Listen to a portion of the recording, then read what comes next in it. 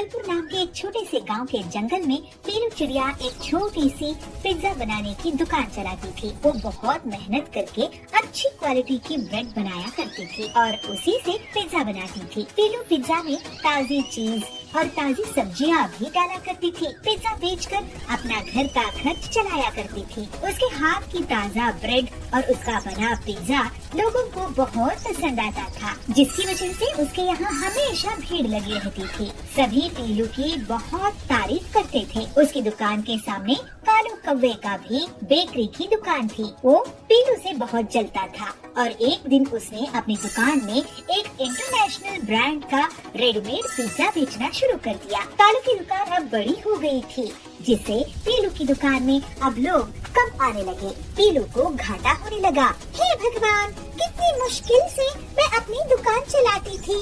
घर में pizza bread बनाती थी, घर में चीज बनाती थी और सब्जियां उगाकर पिज्जा में डालती थी। अब मेरा क्या होगा?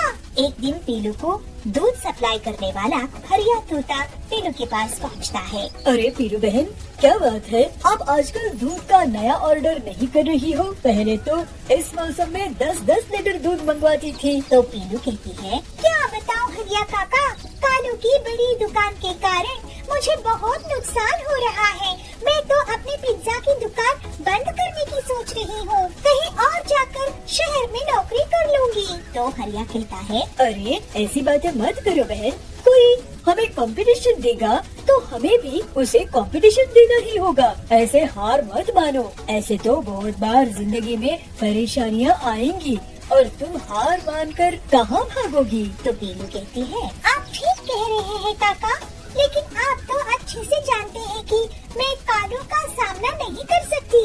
जल्दी ही मेरा इतना नुकसान हो जाएगा कि मुझे उधार लेना पड़ जाएगा और मैं पूरी तरह से बर्बाद हो जाऊंगी। तो हरिया कहता है, तुम इतना मत सोचो पीलू, मैं तुम्हारे लिए एक रास्ता निकालता हूँ। मैंने सुना है कि यूरोप से एक नया चिकन आया है, पिंकी चिकन।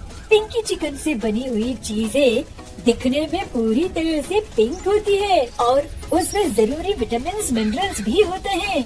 अगर तुम उसका पिज्जा बनाओ तो मैं तुम्हें कम दाम में वो ला दूंगा और तुम उससे मुनाफा कमाना। पीलू तैयार हो गई और फिर हरिया उसको पिंकी चिकन लाकर देता है। यूरोप से आई पिंकी चिकन से पीलू शाम में पिज्जा टॉपिंग बनाती है।